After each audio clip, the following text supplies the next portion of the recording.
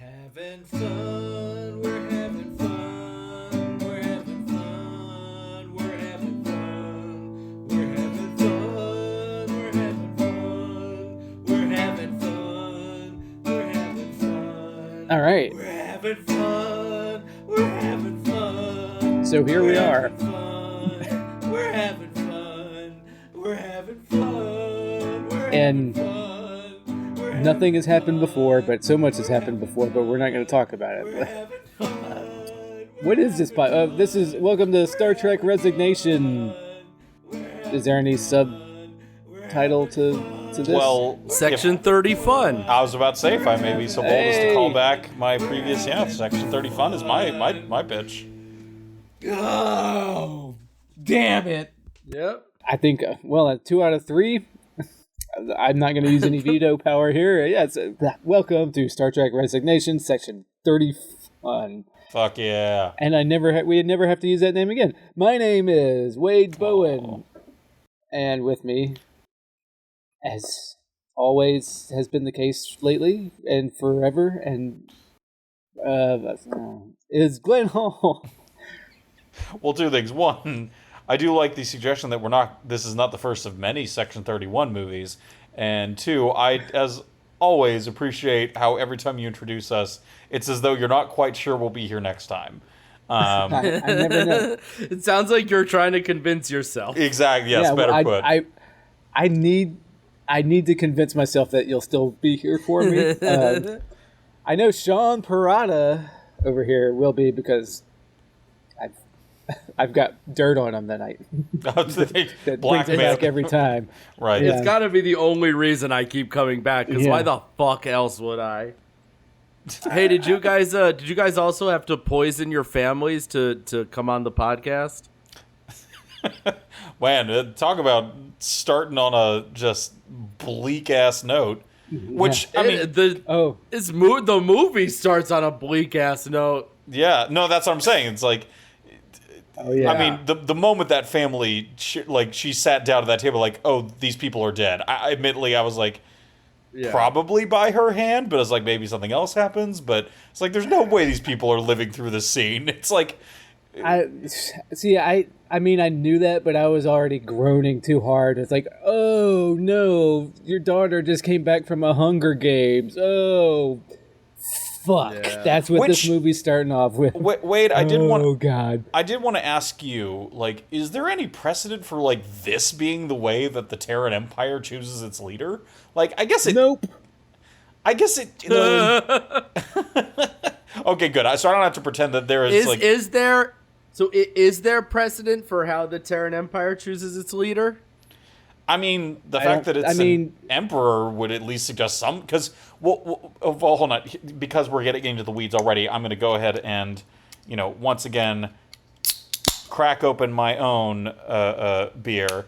And so, Sean, in Star Trek Enterprise, which of course we keep coming back to Enterprise, they spend a brief amount of time in the Mirror Universe, and in that episode, the translator from the Enterprise is revealed in the Mirror Universe. Her Mirror Universe counterpart is the Emperor of the Terran Empire. I always assumed after seeing that the implication was that Georgiou was a descendant, because I think that's explicit, that she's somewhere in her name, or there's like 50 names for her. I think they said that she's related to the Japanese translator. Yeah, but which, I mean, in Hollywood, they never know the difference between Asians anyway. So yeah, right. It's like never mind telling them that Michelle Yeoh is a Malaysian woman would probably fall on deaf ears. Right.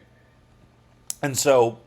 But yeah, so Sean, that the short version is that there was an implication that Georgiou was a descendant of someone we had already seen, but apparently, as Wade, astutely put it, they I guess just have There's no explanation as to why they were Hunger Gaming at this point. I guess maybe the previous emperor died, and this is how they were placed. Presumably, this other guy is a descendant as well, or something. I don't know. I think we're giving them too much credit. I think wouldn't it be cool?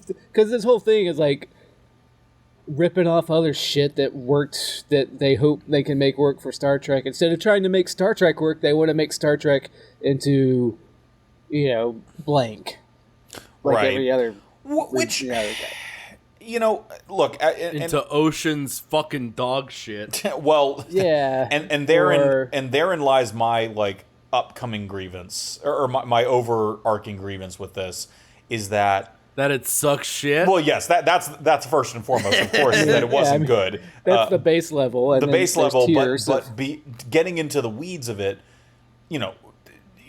even Sean knows that Section 31 is like the Black Ops, the spy caper shit of like Star Trek, but I think most Trekkies would point to the fact that like Section 31 is pretty universally considered to be a bad thing. It's not like, oh, these are the, heroes keeping us safe.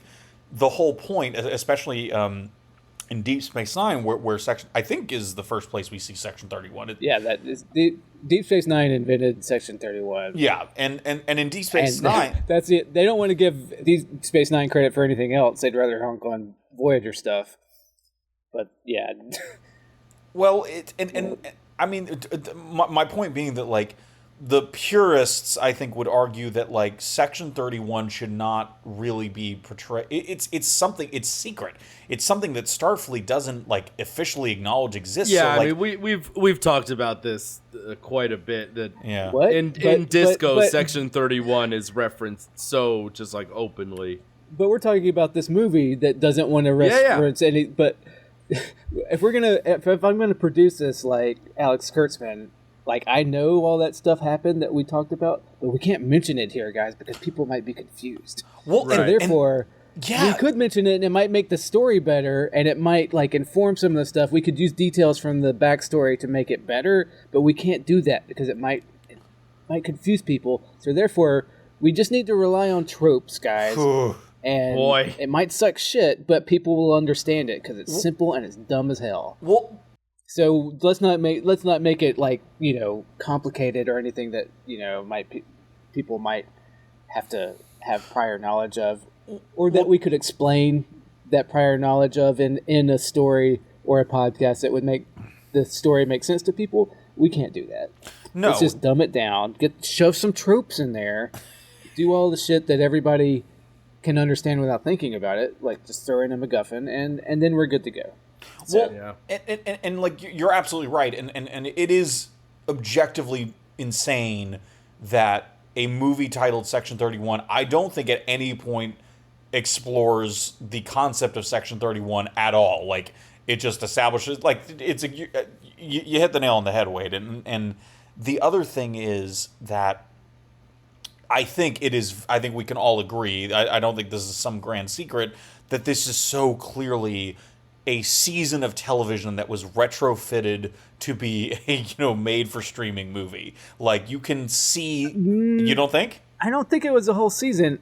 No, I think... let me rephrase that. Like a lot of Star Treks have started with 2-part, shove the two things together, episode premieres that last maybe, say, 45 minutes times an hour and a half. Interesting. And then this was a weird situation. Like, this was supposed to be a series. Yeah. Like, way back in season 2 of Discovery. Okay, we can talk about Discovery, Sean. I'm sorry I cut you off. There's so much to talk about Discovery. I know, it's a lot to unpack. No, it's okay. But in season 2, they announced that they were going to do a series eventually, someday, with Michelle Yeoh, because she was so much fun. Everybody loves her. And then COVID happened, and Michelle won an Oscar. Yes, and that, I think, is the biggest element here. COVID happened, and Michelle's quote went up. Yes. Well, so they're like, well, and then they had 2 people whose praises I sung and praises I shamed while we were covering Discovery. And they were going to be the showrunners. And they were going to... And they still get story credits. I thought they got written out entirely. But then when I watched this movie... Quote fingers, you can't see them. Yeah. They did get story credits. which that to me is I'm telling. Well, I'm not sure because I don't know how all this shit works. They might not have. Who are the people? I forgot their name. There's no way you care. Oh, then I don't care. Yeah, I was about to say you don't care. No, but I thought you were setting it up like this was somebody like revealing like it was Rick Berman and so on. Right. No, okay. Then that's fine. But I think that is telling that they're a writing team, and they got contracts and everything about being such. So it's like how Brian Fuller gets credit when all the Discovery right, because got kicked out. Like I don't know what, and I don't have no, and they're not doing the PR train or anything. They just got Kurtzman and the actors talking, I think. Oh, barely so at that much. Right. So I don't know how much they got pushed out and how much the story is actually by them, or that they were given credit, maybe some nerds out there know, maybe nobody will ever know. But then they brought in at least this one TV writer, dare I say hack, and he did give me that J.J. Abrams feeling. Yeah. Oh man, there's a lot of Kelvin. And but give me some of that James Gunn feeling too. Yep. Well, give me some. Yeah, give me some feeling, and he tries. Well, I do think that I really do believe, and look, it's entirely possible, like you said, that it'll come out that the definitive story of what happened here. But I do think. Probably rephrasing what I said earlier, it's less that they had 12 episodes or whatever written and condensed everything, bless you, and it's probably more likely that they had an outline for what they wanted to cover in the first season with these characters, because I think you can see with I forget the augment's name, whatever the guy's name was. But he kind of felt like he had. What you're saying? Something in this movie was forgettable. Yeah. Well, I will say this: I saw that guy, and I was like, he looks familiar. I've seen him in something before. But what? Sorry, what'd you say? Fuzz. Oh no, that's the Vulcan. That's the Men in Black alien that's in. Who were you saying? The Vulcan. I'm talking about the black guy, the who was the augment who had the super strength and stuff. Alok. Yeah, Alok. I think it was. There's several. There's people like that. Sorry. I knew which one he meant. Yeah. The one whose name we can't remember. Yes, if it was Sam Richardson, I would have said Sam Richardson, one of my favorite actors. Yeah. But no, Alok. But I was I had this deja vu. It's like I've seen this guy in something before, and I realized right before we recorded where I'd seen him. He's in Sorry to Bother You. I can't remember if y'all have seen that before, but he's like a small but very memorable part of that movie. Sorry to Bother You is great. Yeah, I like that movie. He's the guy with the eye patch where Patton Oswalt is his telemarketer white voice. Oh. Yeah. And it's it was so funny. It's as soon as I was that's even though, and I confirmed, I haven't seen him in anything else. It is just that that one role. So Amari Hardwick. Yes. Which it seems like he's no relation to Chris. No, he's related. He's related. That'd be very That's funny. how he got in on this. Right. The second host of the Nerdist. Anyway, the point I was trying to make is that his arc, to me at least, felt this is something that was originally intended to be revealed over the course of a season. He had an arc. Arc being used. Let's use that very generously. He had a mystery that they revealed. Yes. That he was an augment. Yes. It's not difficult. I wouldn't call it an arc either. It's not hard to imagine that a version of this, again, a 10 episode season or whatever, where that is slowly parceled out, that this is his story and coming around. Yeah, all right. We don't have to fixate on how long the originally plotted text was. This thing sucks shit. Let's dive into it. Well, who cares if it was 2 episodes or a season? Well, no. I feel like to me, I feel. Well, of course I care, but I do feel like the context of this was something that was kind of Frankenstein and retrofitted to be something completely different. Again, when Michelle Yeoh's quote went up and all these other things happened. I don't think they had. I don't think they had a full season plotted. I think this shit's been... Well, maybe they did, because they... probably outlined is probably a little more, like... Maybe that writing team had, but I don't know if they had time to present it. I feel like it was backburnered. Like, they announced it in season 2, and then everybody's like, oh, this isn't going to get made. And then Michelle Yeoh won an Oscar, and then suddenly it was going to happen. Renewed interest, but also, renewed challenges in retaining the star. I mean, honestly, the move probably should have been just to, like, I hate to say it, but like to cut Michelle Yeoh out of it entirely and just... Because I do really like the idea of a Section 31 show. Again, it's a really interesting... Not this one. No, definitely not this. No. But like... I don't think they had any interest in doing a Section 31 show without Michelle Yeoh. That's true. So, I mean, and like you and I could nerd out about how great what they could do with a Section 31 show, possibly, but... Even Discovery didn't know what to do with Section 31. They had fucking badges for it. Well, I mean... Don't get me started on, like, how, like, oh, everybody knows about Section 31, right? And then, like, okay, somebody didn't watch fucking Deep Space Nine. Can we just... Can I get you just to agree that it was insane that there was a, like, shadowing Starfleet officer with Section 31 in this movie? Like, which that makes no fucking sense. Oh. Like, just like the shit in Discovery didn't make sense. Like... Honestly, that they would have, it almost made sense, but then they're like, they just wanted, for some reason, everybody's got a hard on for Rachel Garrett. I recognize that name, but don't get me wrong. Yesterday's Enterprise is like, I almost made you both, and you rewatch. I almost made Sean watch Yesterday's Enterprise before we recorded this, but.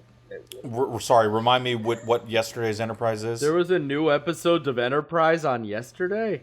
Oh boy, seems crazy. That show's been off the air it's for a long time. It's a TNG episode from season 4 called Yesterday's Enterprise, where we get Cordry rocks from that Lower Decks episode. Oh right, okay, I remember talking about that at least. It's the one where they get it. That time rift happens, and the Enterprise C comes through, and Tasha Yar replaces Worf and everybody changes, and they have to.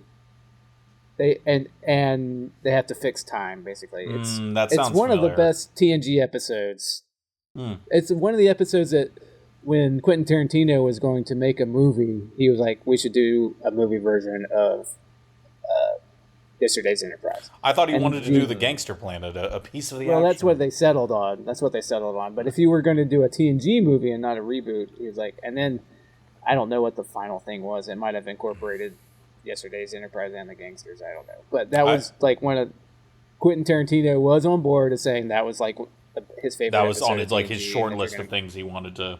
Yeah. If you're gonna make a movie out of it, and it is one of the best. It's one of the great episodes. It's a great episode. I need to rewatch it. And everybody loves and Rachel Garrett, who is that character, and I don't know how Rachel Garrett, who is captain of the Enterprise C, 25 years before Picard, captain of the Enterprise D, and she's younger here, but I don't know where, I forgot what the star date is. That was my question, that like an upstart in Starfleet, and we did get a younger version of her, because I still think she'd be like 150 years old by in Yesterday's Enterprise. I don't. Which that's not. I mean, I guess she would have looked like oh shit, what DeForest Kelly in the hyper old man makeup. But so that is okay. So I did not realize that she was like someone in like the the lore. Oh, yeah. It clearly meant fucking nothing in the context of the story. Like it just. It was an Easter egg to the nerds. Ooh, she's important, because I think everybody had I think the little tiny alien inside the guy that's from the TNG episode or some episode. They said his nanoid or something. It wasn't nanoid, but it was something like nanoid. The name sounded familiar to me, and there's Nanakin.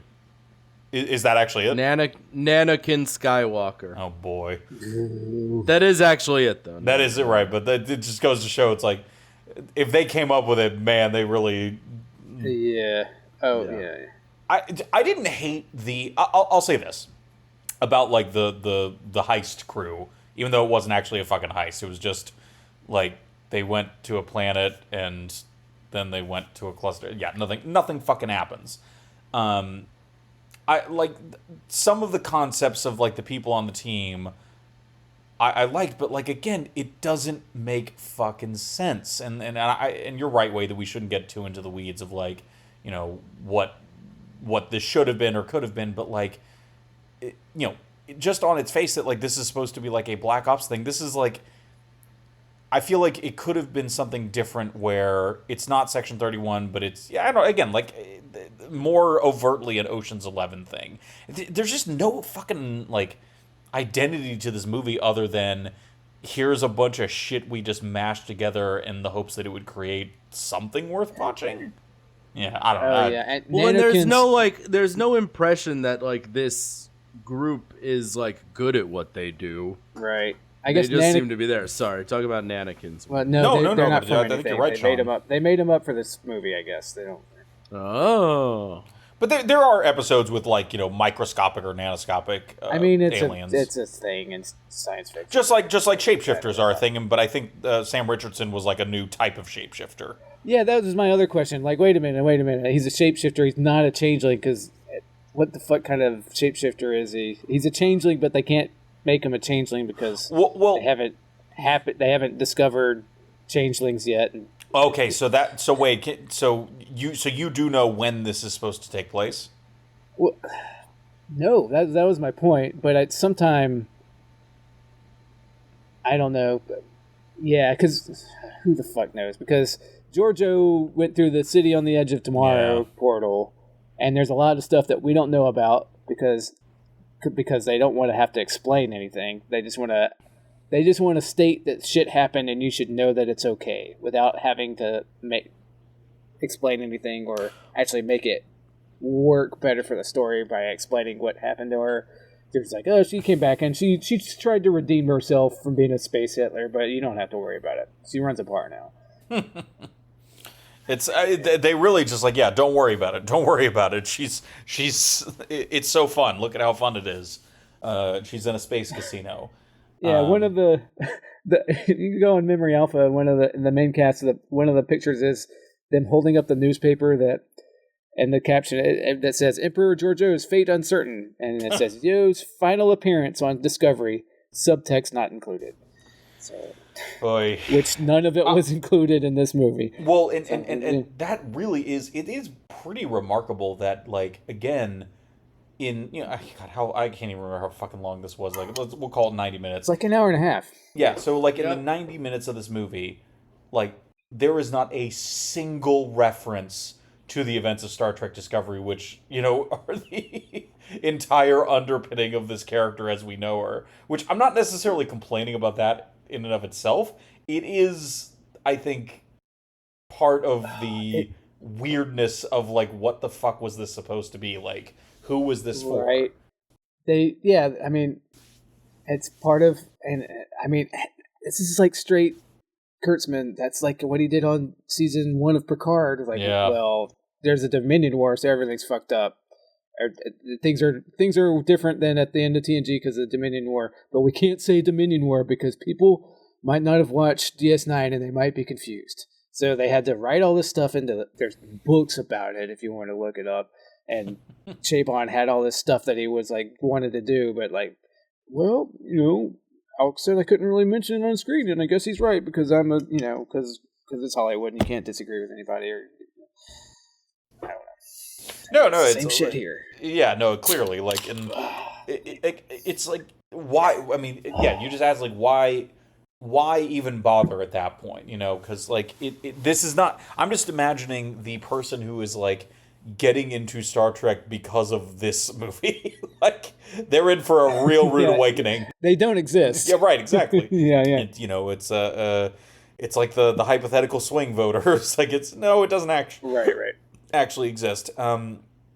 It only exists in focus groups, and I just and influencers that are desperate for swag or whatever they get out of it.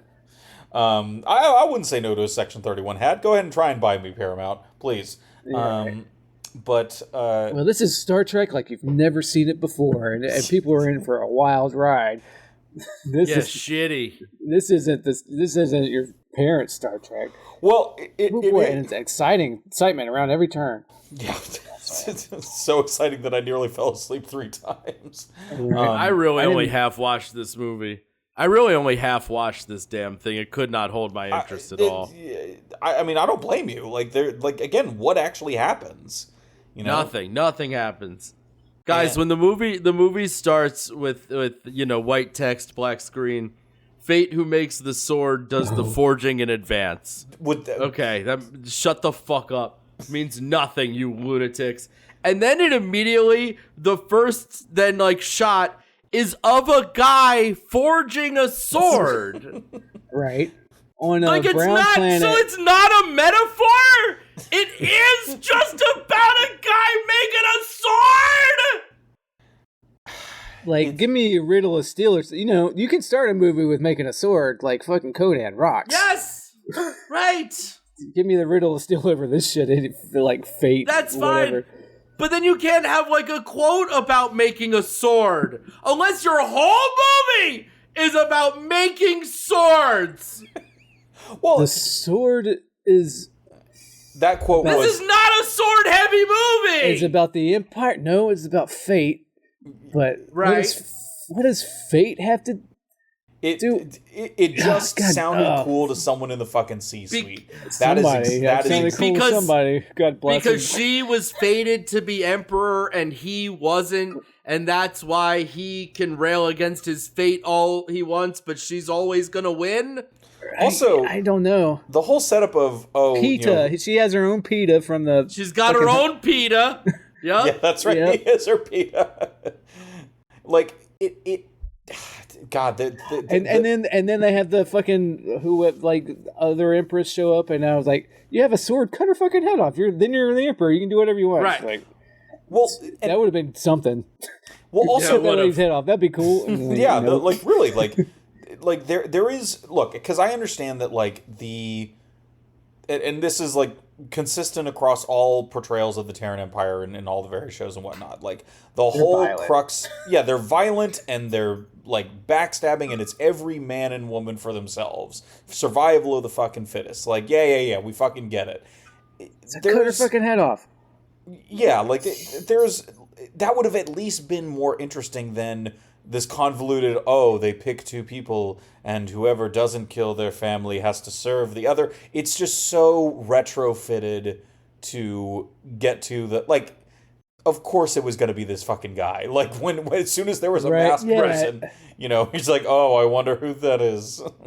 For all the backstory they're avoiding talking about from other shows that people have actually watched and might actually know or be privy to that you could shorthand, they shove so much dumb shit in here because people like the Hunger Games, right? Right. And at this point, I ask, you just reveal that it's him early. Yes, it we doesn't know it's him, but then they try to it doesn't do anything to hold that back. But he's dead. She saw him die, and we're surprised by it because who else would it be unless it's fucking Pike or Kirk? We don't, it has to be someone from this movie or someone from Star Trek. Honestly, we're Boimler. We're Boimler, or the whatever the alt universe Boimler. It's it's going to be someone we've seen before, but a different version. Yeah, exactly. It's right. And in this case, because it, as Wade put it, it's so averse to oh my god, relying on anything else. It's just make it William Sadler. Bring Sadler back. Honestly, there was a moment where I was because I did read some Blue Sky post or something that was there's a cameo in sexual, but of course that's spoiled in the first 10 seconds when you hear what can only be Jamie Lee Curtis's voice. Okay, of course, because it's it's pretty obviously her. You're supposed to not know, and then again, see her at the end and be like, "Oh my god!" Right, you used a legendary. Which, granted, it's not she's got the most distinctive voice in Hollywood, but it's Jamie Lee Curtis. Of course we're gonna fucking recognize her voice. Right, and she and Michelle Yeoh just won Oscars Yes, for the same exactly. movie. And so it's like we're like, oh right, the person they just starred with, who like they like each other, they both won Oscars. Like obviously Michelle Yeoh called her and was like, look, man, like they're making me do this like shit. I signed on to this thing before I flew before I up. realized I could do so much better. and look, I also hate that. Like, sorry, excuse me. I also hate that. This adds Jamie Lee Curtis to Trek, something that in a vacuum I'd be very happy about. But like, for what? She's like a fake. Which actually I should probably look up. Is she supposed to be someone like? It would make more sense if you told me she was like, oh, she's the someone who appears on an episode. Mon Mothma, or right. Wait, right.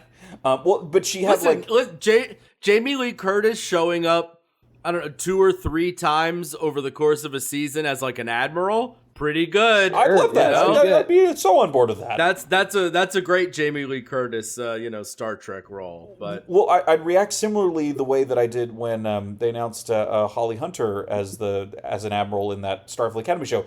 Couldn't be less interested in that the show writ large, but when they said, "Oh, Holly Hunter's an admiral," fucking great, love Holly Hunter, and similar to when they announced that Paul Giamatti would be part of it, like that's interesting. Like it just sucks that this is what you use like this legendary actress for. I mean, they don't even have to be legendary. I'm bummed, man.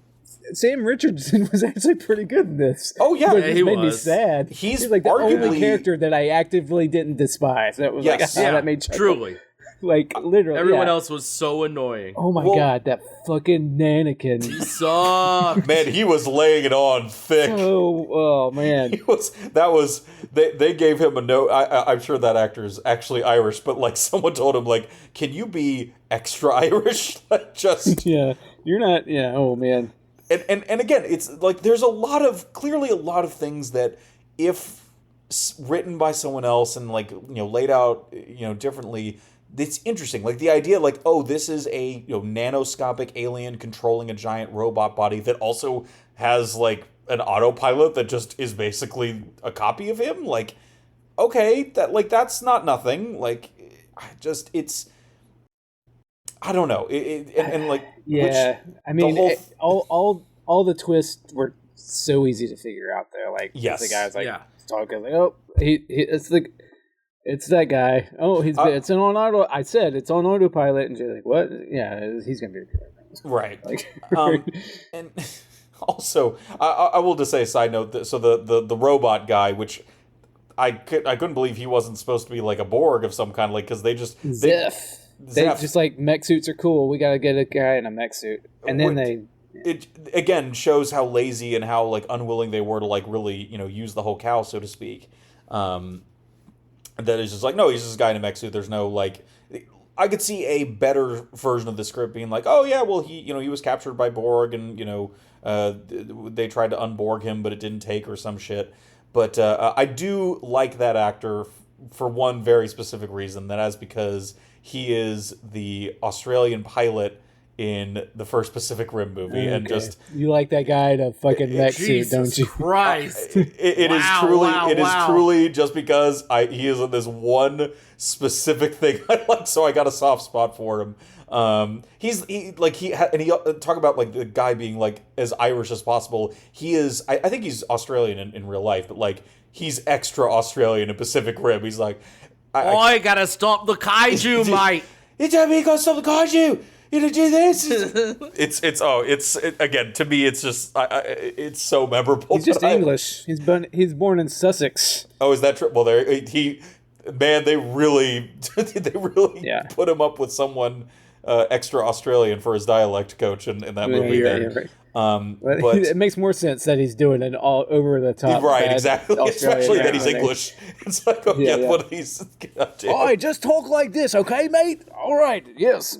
Put me in the movies, sir. I assume that neither of you will ever watch Pacific Rim. again, or even a first time with the passion that I have for it. But if you ever do watch, I mean, I love the. It's I love with, Pacific Rim. I don't think I can ever watch it with the passion that you do. Glenn. yeah, no, it's one of my favorite movies. How dare you ask that of me? No. If you do find yourself watching Pacific Rim again, just pay attention to that guy and like just you'll understand why I find him so memorable. But anyway, it took that's another person. Like it took me 10 minutes to be like, wait, once I look past the mech shit on his face, but I don't know. This was just clearly like they had. It's almost like when you make like an 80s animated TV show, you're like, okay, we're making the action figures. We got to have the guy that does this. So they got to have the guy in the mech suit. Then you got to have the really zany guy who does, all the, and it's not quite 1-to-1, but like it feels like that kind of mentality of like we're ticking like tropey boxes here. And I guess we already mentioned that earlier, but it's so God, like the fact that like rough. it's rough and it's like it's not fun. Like this was clearly pitched as like this is going to be a fun spy heist caper romp with Michelle Yeoh. Like how could we possibly lose? And like god damn, and Sam Richardson again, like they really fucking lost. Like, yeah, I know. I mean, because they lost big time. He has moments. So like I laughed at some of the stuff he had. It wasn't good. The writing wasn't great, but he sold that shit. Well, and I wouldn't be surprised if there's the nervousness of being in a dogfight in a spaceship is like he was good at it. I will say I will look the other way if they try to pull some shenanigans. Give him something else. Right, is like have that either cast him as something else or I wouldn't mind seeing that character in something else with actual good writing. It's like again like there's something there. But I would say we just spent like over 40 minutes just shitting on this movie here. I'm going to try to say some. Sorry, let me take a sip. Wait, real quick. They killed the hot chick. Yeah, right away. Yeah, I was going to say I'm going. Yeah, she's like the bald lady from Glenn's favorite movie.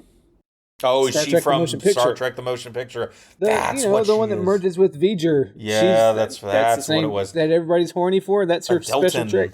That's what because they said Delton many times. I was trying to was like, this must be something. And do you not remember the motion picture? She's dressed exactly the same. Like the bald lady. In hindsight, I don't know how I didn't catch that because. Again, as you put it, my very favorite movie, Star Trek, the motion picture. I like that movie, but I realize I'm in the minority. I will give it another shot someday. Because look, you don't have to. You won't like it. It's boring. That's what I like about it. It's boring as shit. It's so fucking boring. And Wade likes boring Star Trek, Glenn. Give me more boring. Yeah, don't give me this. Okay. I was trying to swallow. Yeah, go on. And I want to say some nice things about this. Go for it. You speak your truth. Well, one, it was only 90 minutes long. Yes, that's definitely a plus. Like, imagine if they had made a season of the stuff that I made you guys watch. Yeah, that'd be rough. Wouldn't that? Could you forgive me for that, Sean? I don't know if I could forgive myself. Yeah, I can. I mean, we might have fun talking about something if it was this bad consistently. We might. But it was short. But like 2. It wasn't afraid to kill characters. Yeah. Just because they were like, who the fuck were they? Yeah. But like they killed a lot of them. They killed them and without mercy, and they're like, all right, and then that might be the James Gunn influence on it all. But they killed those guys. They killed the Delton real fast. They killed the Met guy, and good on them. The Rachel Garrett character, she did say that she was there specifically to prevent them from committing murder. Which again, it's like, what the she did a bad job. Yeah, she did a really bad job. She shouldn't be captaining the Enterprise. See? Oh, that's why she kept talking about like making Oh God. Okay, now it's all. She could captain this Enterprise, D. I didn't hate her. No, that actor pushing past it. Very good. I'll put it. I don't think anyone in this movie did a bad acting job necessarily. I do. Oh God, man, I fucking hated that Nannikin, man. I would have Oh god, that guy was so fucking annoying. I am willing to chalk that up to direction. Yeah, but I think he was kind of egged on. I'd love to see that guy in a movie where I don't hate him, but this one, God, fuck that guy. No, I do agree. He's terrible. I will give him credit for big swings. I always appreciate when an actor takes a big swing, even if it doesn't work, even if the actor always. No. It's you gotta leave room to reach. That was what I was always taught. Don't ever extend all the way because then you have nowhere to go. It's a good note. Which, yeah, he did start at 10 and stayed at 10 the entire time. It's just like, well, and I will say there were like, the thing with him always, getting mad when anyone mentioned anything that could be interpreted as they were saying he was small. Like that again felt like, oh, this could be a character tick on a TV show that they try to make into a running bit. I also, Sean, couldn't help but think of Full Metal Alchemist. Yep. Sounds like a bad trope. No, I'm not saying it's good. A lot of tropes. What do you say about me? I'm a little guy. Oh, wow. He's a little guy with a Napoleon complex. If anything, it would be funnier if he had like a superiority complex about being small. Like, oh, you guys are so fucking big, like all, I can't think of something off the top of my head, but like there's a version of that where like you make it him arguing that like, well, I'm superior because I'm smaller. I can, do X, Y, and Z. He did kind of do that. It's like, oh, the thing about I'm not doing an Irish accent. Never mind. Forget it. The thing about small people. You know what's nice about being so wee, lad? That when things blow up, that the little ones it really and then comes back as playing his wife. Right, but which talk about that fucking lazy, like, but God. Yeah, what the fuck was that? Well, his wife. Well, they said at one point. What was that? That like he stated, oh, thinking about big explosions, the little ones are the only ones that survive, and that's why we're going to take over the universe. Oh, he did say that, yeah. So when the MacGuffin goes off, because every fucking that's the JJ trick of it all. Oh, can we talk about the fucking MacGuffin and just the laziness? Like. It's crazy. So lazy. It's just like it will destroy a quadrant. That's it. It's like this is Star Trek. How many times have we heard? Right, exactly. That was Discovery's I can't believe it's that. It's a big bomb. The godsend. Okay. They played a few God's End. Word games. God's End. That would have made sense, but no, it's the godsend. Yeah, that was stupid. That was so stupid. Why is it? Yeah, why? It's I guess God sending judgment. I guess it's like, but a god's end, it can kill a god because it'll take out like a that would make sense. And it triggers when she dies. Isn't that like sort of a god's end like triggers? Oh, is that? Yeah, so that makes more sense too. But it's still not godsend because they like wrote a name from like a shitty YA fantasy book that they thought might sell like the Hunger Games, and that's what it's called. It is giving Divergence big time, man. Yeah. Wow, big time. I never expected anyone on this pod to reference Divergence, and for it to be you. That's right. You know why, Glenn? Because it's unsuccessful. No, there you That's go. why. Hunger Games is too successful to be fucking discussed with this piece of junk. Yeah, I will say this just one thing on the godsend, is that when godsend, God, they spent way too much fucking time on that. Bless you. When the thing fell off, like gently fell off a counter and immediately activated, my thought was like, I feel like if you're making a galaxy-ending super weapon, it should not be activated by like something that an iPhone would survive. And I also, my brain immediately went to like the SNL sketch Happy Fun Ball, where it's just it's just a rubber. Do not taunt the godsend. I literally wrote in my notes. I'll send you a picture.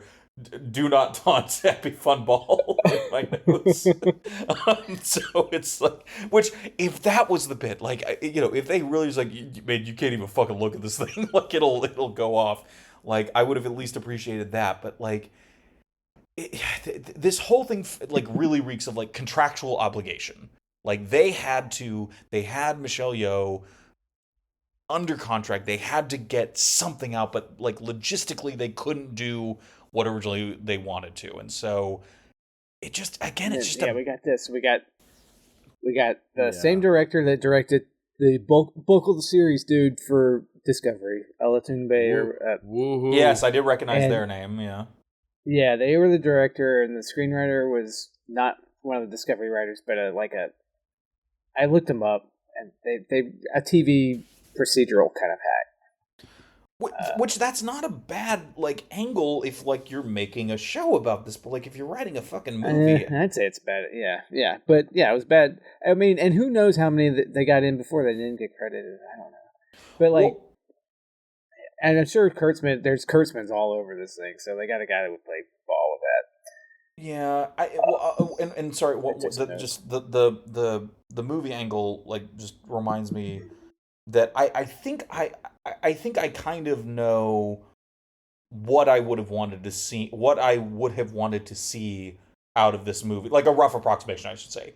And there's a movie that came out this past year called the Ministry of Ungentlemanly Warfare. It was like that. It was that like World War II thing with Henry Cavill, and like that's a movie about like the emergence of like black ops during World War II, and it's this kind of it's a Guy Ritchie movie, so it's like tongue in cheek, and it's got a heist vibe to it, but it is about a group of people like executing a mission in a way that is like overtly considered like unethical and outside the bounds of normal. I mean, hence the title, out of normal warfare.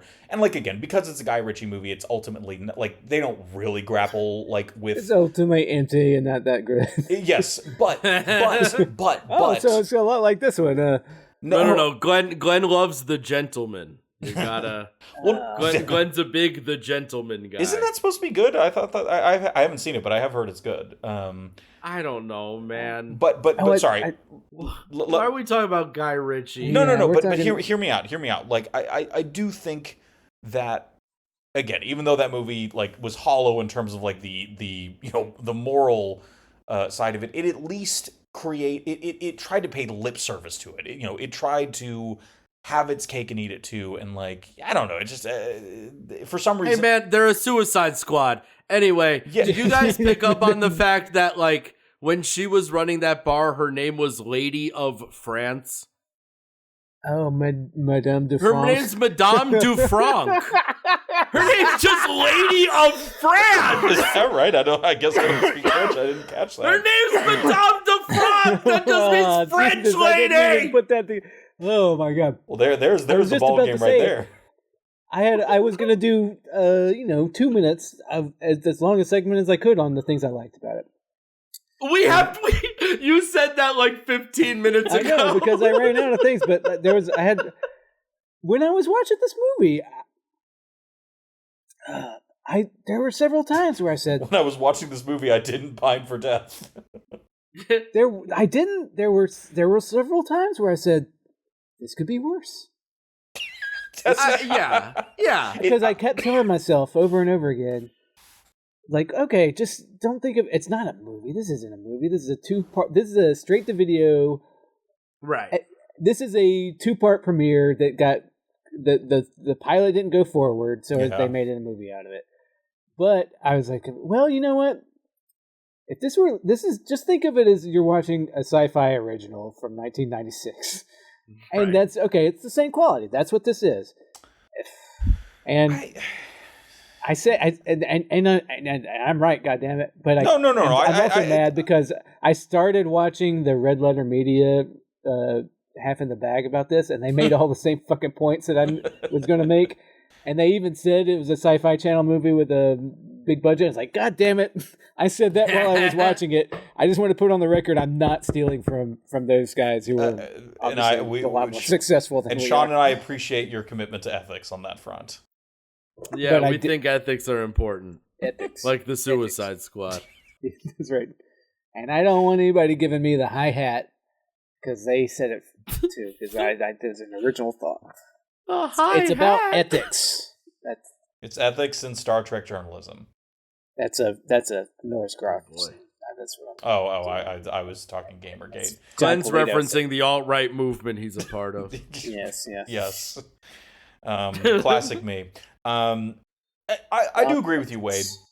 I do agree with you, Wade, that it was not as bad as I was. Like, it is watchable as. But that's just a cope that I had. It was that bad, but like it's boring. It's boring. It's watchable if you're really generous. Yeah, sure. if you like in the 90s, and that was a thought I had after. Was like, but TV always used to be as bad as this, but everybody just agreed TV was bad. It wasn't as good as movies. Right. You are Wade. You are right that if this came out at the same time as Columbo, then people would think it was the greatest thing ever made. This would blow the minds of a nerd watching TV. But counterpoint, Columbo fucking rocks. Columbo does fucking rock. I picked something good and I shouldn't have. Yeah, to blow my... And, there was TV that was actually great back then, but most of it sucked. But especially genre TV for some reason, because it was cheap, and they're like, just throw it to the Sci-Fi Channel. They'll do something with it, and it'll suck. Knight Rider isn't good. No. It's exactly. I do love it though. I mean, TV, like schlock, has its place, and if this was schlock, I think I'd be more generous towards it. But it's not. It's Star Trek. It's a different kind of schlock if it's bad, and when it's good, it's great. Well, that's one of the big problems, right? Is that like we talked about it a little bit on another pod? Is that all this has like a layer of sheen on it? Like it. Charlie like or Martin? It's not. Emilio. Coke. Yeah. It's just like it's not. It's too polished. It's not like ragtag. But then the shows just sort of want to be ragtag, and it's like, well, you can't be both.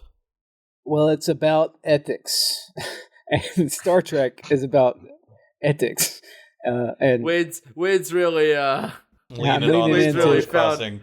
Found something. I'm really leaning into. Wade would rather talk about Miller's Crossing. Well, goddamn, talk about it. Yeah. Well, here's the other. But it is about that. But wait, I'm not done. It is about because sorry. That Please. Star Trek ethos, that reaching for the greater good inside of humanity and everything, and that and then like the Lower Decks got it, and Good Trek gets it, and this doesn't. It's like, what if the bad guys were cool? I mean, well, and like Sean referencing the Suicide Squad, like also points out, like, it's totally so. Well, that's clearly, that is clearly, in the James Gunn of it, of course, like all it's all connected, but it just felt so lazy and half executed. And because if they did want a Suicide Squad, then like they'd spend like half a page of dialogue, over the course of the movie, being like, well, why are these people like there's no explanation as to why these people are working together. Like, they're not true believers. It's not like Sloane in Deep Space Nine, where like these people fucking believe that bad shit needs to be taken care of to keep the Federation safe, and they don't fucking care whether Starfleet wants it or not. It's just there wasn't right. Yeah, because they had Rachel Garrett there to be the make sure nobody did, which again makes no fucking sense. Amanda Waller. Well, no, because Amanda Waller doesn't actually care if they do the bad things. Yeah, no, I know. No, you're right. Well, Alok wasn't really. He was just like, I was an augment. My life is fucked up, and this is what I found. Which I'll go on record and say that's interesting. As soon as he I was like, oh, of course, like, because when he punches the guy across from him, like, okay, there's going to be some kind of thing, and like, oh, of course he's a fucking augment. Like, that's interesting. And like, again, it's just they just turned it. I'm just like you and I. They didn't. Hey, another good thing. They never said we're not that different. You and I. Yeah. Well, they never said it once. It's crazy that they didn't. They didn't literally say that. It's surprising. Right. There's just so. I don't even want to call it a missed opportunity, because I'm not sad that this is not moving forward. I'm really only sad that, like, Sam Richardson likely will be done with Star Trek after this. Well, but there are opportunities within it that were missed. Like if you're gonna do the tropes, then like do them, like play the hits. Like when you introduce this crew, then like you need a montage. And like you can't just walk into a room and it's like, these are the guys, and it's like, what? They're in the room, and you're just gonna go around in the circle and say hello? Like, no, we gotta see a little something about what they did, like how scraps they got into on their own, why they're here, why are they here? Exactly. Like, no, it's just, again, it's so lazy. It's just like, no, it's a ragtag team.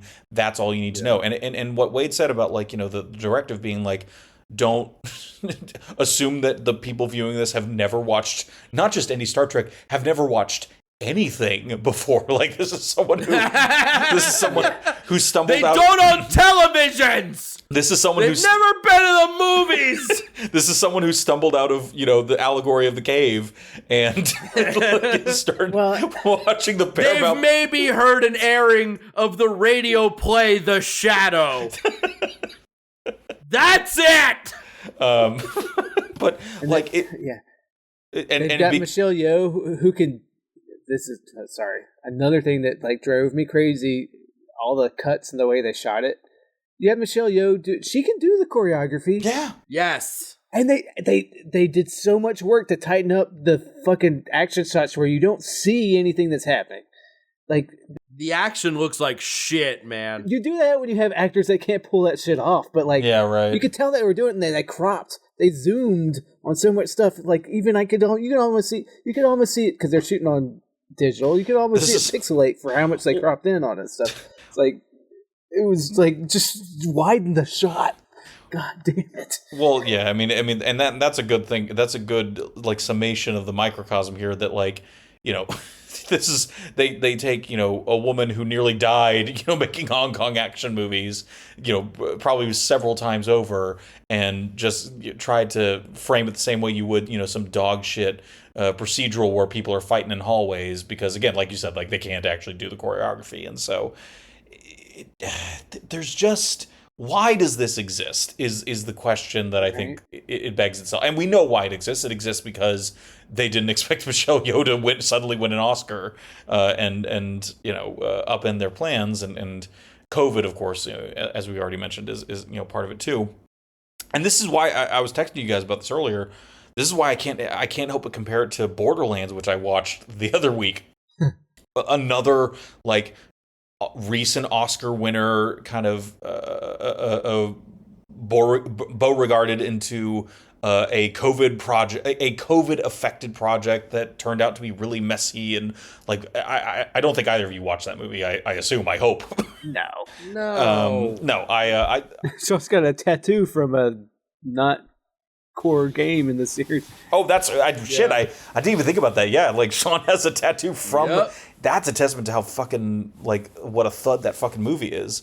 Yeah. But anyway, Borderlands. I think it's way worse than this. Like, I would rather watch Section 31 again than the Borderlands movie again. But like, wow, you can see. I'm not saying again. That's not really endorsement of Section 31. It's more. No, it's yeah. I mean, that's not making me want to see either of them. But Borderlands is like this hopped up on steroids. It's like just so clearly, some fucking coked up exec being like, well, they did this in Guardians of the Galaxy, and like make sure they do that, and oh, wouldn't it be great if they turned to the camera and said, well, that happened? Like just the laziest fucking shit you can imagine. And so I guess on that, well, that is Borderlands humor, but that's why the answer is to not make a Borderlands movie. And look, Sean, you're not wrong, but I would argue that it's different when it's like a fucking video game that's like cell shaded. That's what I'm saying. No. That was not meant as a criticism. No, right. At Borderlands. Borderlands is what it is and is able to be over the top because of what it is, right? Which is why you just say, "Hey, this is an unadaptable property. That's okay. Let's move on." But let's do something else. But like Kate, and also, I should also mention another movie that inexplicably has Jamie Lee Curtis in it. Yes, and I can confirm. Right, that movie's crazy because Michelle Yeoh, one of our greatest legend, whatever. I mean, fucking Kate Blanchett is in Borderlands. Yeah. Kate Blanchett, that's insane! I will say perhaps the most fascinating thing about Borderlands is the presence of Kevin Hart, and I'm sure you've read. Kate Blanchett and Kevin Hart are in a Borderlands movie. That Kevin Hart would do the movie is not surprising to this guy. Well, over here. but hold on, it's not that he's. It's. I agree that it's not surprising that he's in the movie. It's that he's in the movie and is playing like the most serious, like straight laced. Like that's kind of funny. Well, right, but again, like that's what that character is. Yeah. Like in Borderlands. Well, then don't get Kevin Hart to play it. You don't get Kevin Hart to play that guy. It's and I'm sorry, Kevin. We got a real breakout role for you to really do something different. Really show your serious side in the Borderlands movie. I did learn in my research that Kevin Hart trained with I think like either Marines or like Navy SEALs, something like some kind of serious military outfit, like boot camp instructor for the audition, not for the movie, for the audition. Wait. You sucker. First of all, Kevin Hart isn't offer only. That's Sean. That's insane. The podcast I was listening to, they said the exact same thing. It's like, what? That's wild. What? In what world does Kevin Hart audition for anything other than, like an Oscar baity, right? The like thing he did with Bryan Cranston. Right, exactly. Oh God. Yeah, remember that movie? This was his Michelle Pfeiffer trying to get that Catwoman role. Yeah, it sure was. Yep. No, it was really, honestly, it was more like Sean Young trying to get Catwoman, only he succeeded. Right, yeah. You're right. If Sean Young ambushed Tim Burton in the parking lot of Warner Brothers, and he said, "You know what? You got the role. Come with me." When you're right, you're right. Please tell me you know this story, Sean. Christ. Yeah, I know. Okay, good. Okay. It is insane. Yeah, but I didn't expect us to talk about the Borderlands movie this much. I mainly just wanted to just compare that, like I think Kate Blanchett herself said that, look, I did this movie because I was in lockdown and my mind was slipping away from me. And so, yeah, sure. And so I don't blame her. And while Michelle Yeoh, I don't think can say the exact same thing, I do think there is an element of look, when I agreed to this, things were different. I don't doubt that Michelle Yeoh liked the character and felt that she could do more with that character, not tied into Discovery. Right. I absolutely believe that. And that's the shame. I do also believe that things did change. I also believe that character sucks. It's not a good character. It's a space Hitler. Michelle Yeoh is great. That character sucks. I'm sorry to say it. Wait, it's a complex space Hitler. It's not, though. There's nothing complex. They redeemed the space Hitler because she's really cool. Yeah. And she felt bad about it. And she's cool, and she has a daughter figure. Then they sent her through the city on the edge of tomorrow to figure out how to redeem herself. And they did that work to send her through the portal. And she didn't eat the Kelpian that time or whatever, but oh right, oh Jesus! But the show is not about that. They're just you're trying to redeem yourself, aren't you? Yes, I've done stuff. Okay, how's your bar? And then it's and the answer is well, I went through a lot of shit. Then she probably she went on adventures after meeting the fat guy at the portal and everything. But no. None of that is. We're not going to talk about any of that. That's confusing. I'll put it this way, Wade, and while agreeing with your point, I do think ultimately the execution of the character does not work. I think the premise of the character is interesting, and I think they occasionally, in Discovery, touched on interesting things about it. The primary one being, what does someone who has not only lived in the mirror universe, but quite literally defined the direction of the mirror universe. How does that person react to being forced to live in the Prime universe? That is quite literally the inversion of everything that they believe. And again, the execution, the only interesting thing to me about that space Hitler was the captain version of her that died in the first episode. Honestly, also space Hitler always sucked. They ruined that. they ruined their opportunity to do anything really good with Michelle Yeoh. Yeah. And they killed that character. Michelle Yeoh as a captain would have been way better. Then because like and all she had to do was like yum, and then like I'm horny. Oh, that's and right, then, like, Jesus. and it was fun, I guess. It's fun, but it's not. But like it's empty. And Yes. she's such a blast. Everybody loves Michelle Yeoh. So they're like, oh, we got to do more with this character. But they never really solved the problem of how do you redeem a space Hitler that is responsible for the death of trillions, arguably. Trillions. Right. This movie just decided you don't have to. Yeah. They just said you did that, right? Yeah. We know you're trying to redeem yourself. And now that's where you're going to work for us. By the way, I do just want to say at the beginning, Madame France. Madam, that is fucking wild.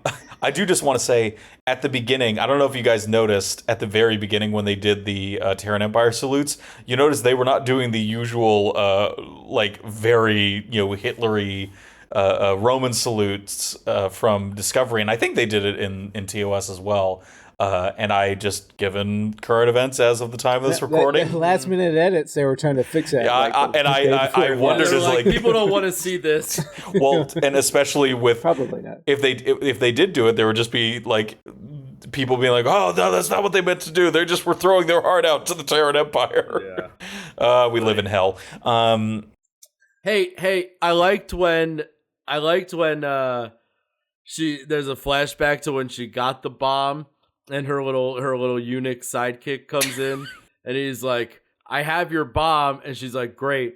And he's like, "The scientists killed themselves," and she's like, "Okay, man." Like, I do weird move on their part. Thanks for the bomb. I do like when he at least from her perspective took the same poison. She just said, "I forbid you to die." Like. That's also very funny. And even his reaction is like, "What are you talking about?"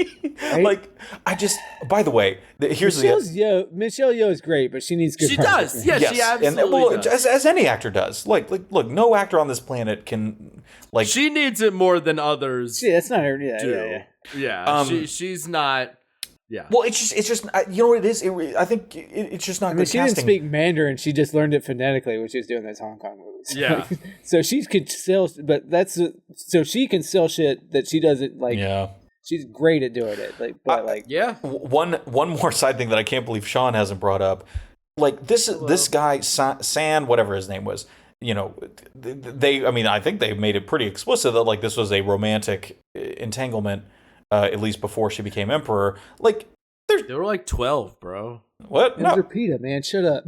Wait, what? No. Yeah, exactly. It's her Josh Hutcherson. But, like, once she became emperor, like, and they established in Discovery that she's, like, emperor fuckfest all the time, like, do you think that guy ever got in on the fuckfest? Like, probably in a. Oh yeah, but not. Oh, not she totally kept him around as like to just like fuck whenever she felt like it. Yeah, he probably felt demeaned and humiliated by it. Yeah, right, like some BDSM shit, and it didn't really help their relationship very much. Yeah, his heart probably wasn't in it. Yeah, I think their dynamic changed a bit after she became emperor and he became her little bitch, and she burned his face. Yeah. and that's right. Was he like quite literally her bitch in that sense? Yeah, I think so, definitely. Yeah, I think so, yeah. It's pretty dark. Again, another of her many crimes that they don't really account for. Right, yeah. I mean, they sold this love story from the beginning, but like did you guys feel anything? I don't think so. No, there wasn't love by the end. It was like, oh, that guy's gonna come back up and she's gonna cry over it, I guess, or something.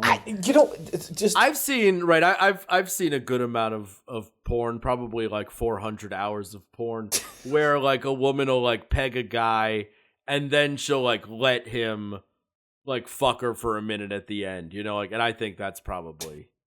I'm glad we settled that. Yeah, that's probably the dynamic. I will just say, bringing it back to more like pure nerdy stuff. How fun? Yeah, like not fucking. Yeah. I mean, hey, look, we were getting a little too alpha talking about nerds don't look at porn, Sean. Shut up. Yeah. This is a betas only podcast. Sorry, but no, but it did just talking about like the many crimes of this particular space Hitler. I can't help, like, there would have been something interesting about it, a show or even a movie if they somehow could crack the script in that shorter time period of someone who again defined the Terran Empire of kill or be killed, and like who somehow was convinced to defend the ideals of the Federation using everything she learned as this cutthroat thing. And I'm not like really sad about it, but I do think sounds like you are. There was no. It's more that like I sense that like something interesting could have come out of this, like truly interesting for Trek, and it does. It is. I guess I try to avoid saying it before, but it does feel like a missed opportunity for that and many other reasons. But again, I'm not bummed after spending 90 minutes watching this shit. They missed that opportunity with this character before this movie even came out, honestly. Yeah. The ship has sailed. Yeah. Maybe they could have righted the course with a really great movie, but well they didn't. Well, do we think there is a world in which, like, let's just pretend that even with the anemic marketing that they did for this, that like people watch it and like fucking love it. You got Travis Kelce saying, "Oh man, I watched Section 31 on Paramount Plus. Taylor said she loved it too." I don't know why that was the example my brain went to, but like somehow this becomes a runaway success. That's what it would take, I think, for it. Right? Yeah, really, I think you're right. That like it would take literal Taylor Swift or someone of her level, like elevating this and. But like like Stacey Abrams. Yeah, they should have gotten Stacey. They needed a Stacey. What if Stacey Abrams was part of the? Yeah, where's? Yeah. No, I was just like, what if Stacey Abrams' character somehow was part of the crew? I think. Great. Yes. She was on the squad. I'm the Earth president from they call it the squad. Oh goodness. Every episode of the series starts with like a Charlie's Angels thing with Stacey Abrams. She's like, "All right, come here, let's get the squad together." And her Stacey Abrams voice, and everybody huddles up. God, that'd be good. I'm all. Hi, Angels. I maintain. Hi, Stacey. So wait. So in Sean's version, it's not the Earth president from Discovery. It is Stacey Abrams herself. Stacey Abrams. President Stacey. Stacey's Angels. Oh goodness. But yeah, I guess there's not really. You're right, Wade. That like the world in which this like actually leads to something else for Section 31 is pretty unlikely. Yeah, Section 30. I can't imagine that's the direction they want to go at this point. Oh, nobody likes this thing. No, they were hoping though. At the end of this, they were like, you felt like this was like hey, we're gonna get the game. Oh, we got another. Yeah, but. Whew. Woof indeed. Maybe we've beat this dead horse. Yeah, I think so. Dead horse more than, yeah. Oof. Yeah, it's just a big old nothing, a big old fart that just. Oh yeah. Yeah. Oh, all right. Done with Section 31. Anybody that listen to this, maybe listen to the last. This is still the same podcast as Star Trek Resignation, right? Oh shit! I've got a dereliction of duty. Dereliction of duty. All right, let's fucking do it. Only one that really stood out to me was the last episode. I kept saying like multiverse when I was talking about just one universe. I was like, oh well, they're from that multiverse. No one's from that multiverse. Sure. Yes. They're from that universe in the multiverse. I felt like such a cad. Yeah, well, Wade, there are. Now, if we were talking DC, then there are, in fact, multiple multiverses in that, because there's the main multiverse and then there's the dark multiverse, which is, of course, the origin of the Batman Who Laughs, which is a Bruce Wayne who basically got Jokerfied when he killed his world's Joker, because, of course, that world's Joker had rigged his body with some sort of Ultra Joker. But that's not from a different universe. There's a dark meta multiverse? There's basically the way they dramatize it is they look at a map of the multiverse and they flip the map over, and it is like to describe this concept. It's like a dark reflection. It's actually technically the result of like the nightmares of people in the main multiverse. And I mean, at one point, I think they said it was specifically Batman's nightmares. I think they've expanded so that it's like that all sounds real dumb, Glenn. If I'm being honest, it's very dumb. It's very dumb. It was like it was a couple of years ago when they were really all in on this like dark multiverse thing. Like they did a bunch of one shots with like evil versions of Batman with various angles, like an evil Flash Batman, an evil Aquaman an evil. So they just did mashups and said it's a dark universe. And then it's evil and it's a mashup. It led into this crossover event called Dark Knight's Metal, which ended with Wonder Woman shoving a Joker-fied Batman, the one I was mentioning earlier, who was in the body of a Dr. Manhattan who was Bruce Wayne, into a sun. Yes, look, DC's had a weird couple of years in the comics. Yeah, like when you lost me at you never had DC. Just when I started talking DC at Doc Manhattan, whenever they third, yeah. I maintain that, like, I mean, it's of course like just fucking egregious that they ever went that direction. I do maintain that like they could have done something with that was interesting, and I read through it all and like, yeah, well. Yeah, a thud. I would argue a thud. Ultimately a thud. An interesting thud, but a thud nonetheless. All right. That's a good way to maybe end this. End the Star Trek podcast. Thud. Sweet. Just like Section 31 landed with the General Pop. Just with the thud. I hope Wonder Woman pushes me into a sun. Oh, well, you'd have to first locate a multiversal counterpart that was a Dr. Manhattan, and then I could go on with this. I'm a Dr. Manhattan somewhere. Yeah, Sean is a Dr. Manhattan, just fucking his way across the universe. We're all Doc Manhattan somewhere. I know that. I know, right? She gets mad at him because he fucks her while he does science. I'd be like, "Fuck that science." I'm gonna use 4 of me to fuck this lady. That's kind of what he does in that scene, if I remember correctly. It's not just it is, but one of them's doing science, so she's mad. Yes. Oh, you're saying the one doing science would join in? I see. I gotcha. Yeah, exactly. Yeah, the one. Nothing.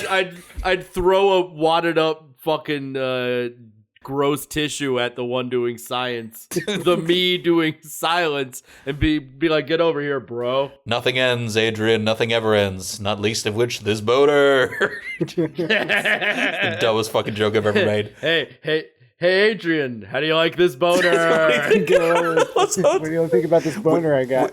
Which I guess that's what we should talk about next. I have seen Megalopolis now, so I now know. I gotta rewatch it. Oh yeah.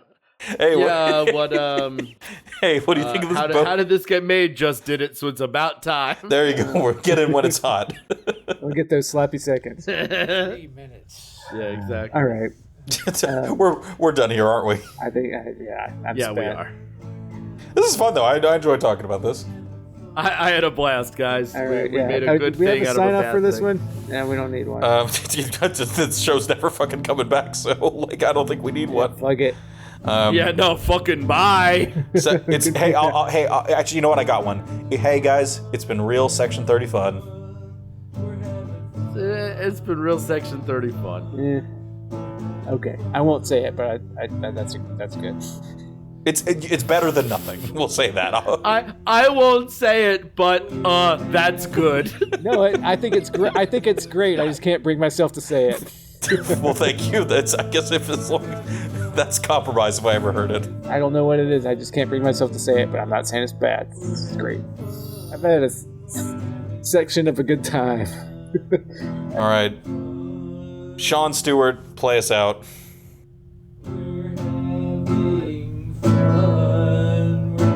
Nah, that was a Rod Stewart joke. Never mind. That didn't land. Cut it. Oh. Yeah. That wasn't for this pod. That was for the other pod. Yeah, that already happened. Oh, it was. Fuck. Oh, god damn it. That was on the last episode of. That's on the one that's already. That I think we just hit the feed too. So shit. Yeah. I wasn't. Well, oh yeah. When do you want to get this out? I don't know. I think I'm actually going to talk about the same shit with James and you on That's so Thursday. funny. oh yeah, that's right. We were gonna do a crossover. We should have. Hey, if you want to jump in after 10 o'clock and surprise me, don't hate it. But I'll be in Mexico. Oh, that's fun. But In Acapulco. That's not Alright. true. It's just, I'm doing Death Wish. I'm doing Bronze. Acapulco. Yeah. Yeah, I mean, you're welcome to jump on after 10 p.m., but like... Yeah, they that won't. seems unlikely. Yeah, I know. Oh yeah, I'll be in Mexico until Sunday, so I'm not gonna make a song like this weekend. Yeah, don't worry about it. Well, Okay. yeah, but and also Glenn, if you want to make a song, I know you have a baby, so it's harder. maybe I'll I'm have giving parents. you official permission to make a song. Thank for you. this. I appreciate that. Yeah. I don't even know. I'll think about it. Very, very, very low chance that I actually do something. But if I Yeah, I mean, I'll figure something out, but like, Yeah, there's always something. you don't have to. Yeah, if you get a bug up your ass to figure it out. yes, if I feel so inspired. But yeah, you just never rush. We're having fun. We're having fun.